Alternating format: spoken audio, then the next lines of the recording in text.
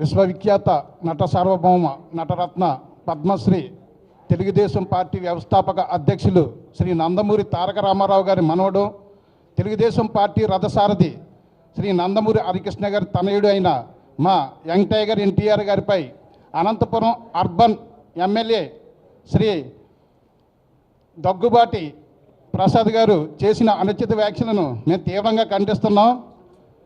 Telugu Desam party ఆయన్ని suspend చేయాలి, ఎందుకంటే ఇప్పటికే సస్పెండ్ చేయాలి. ఎన్టీఆర్ గారిపై గత 15 సంవత్సరాల నుంచి కృష్ణా జిల్లా తెలుగుదేశం పార్టీ నాయకులు కూడా చాలా తీవ్రమైన పదజాలతో దూషించడం జరిగింది. ఇది కంటిన్యూ అవుతుంది. దీనికి పులి స్టాప్ పెట్టకపోతే ఎన్టీఆర్ అభిమానుల యొక్క విశ్వరూపాన్ని, మా యొక్క సహనాన్ని మీరు చూశారు.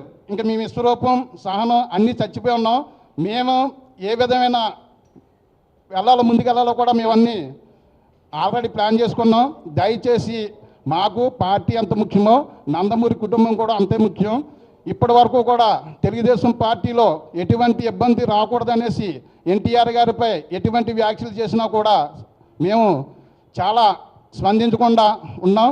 అలాంటిది హరికృష్ణ గారి భార్యను కూడా దూషించడం జరిగింది. ఒక ప్రజాప్రతినిధి అయి ఉండి, ఒక ఎమ్మెల్యే స్థానంలో ఉండి ఇలాంటి వ్యాఖ్యలు చేయటం, అది మన పార్టీలో ఉండి చేయడం అనేది చాలా బాధాకరం.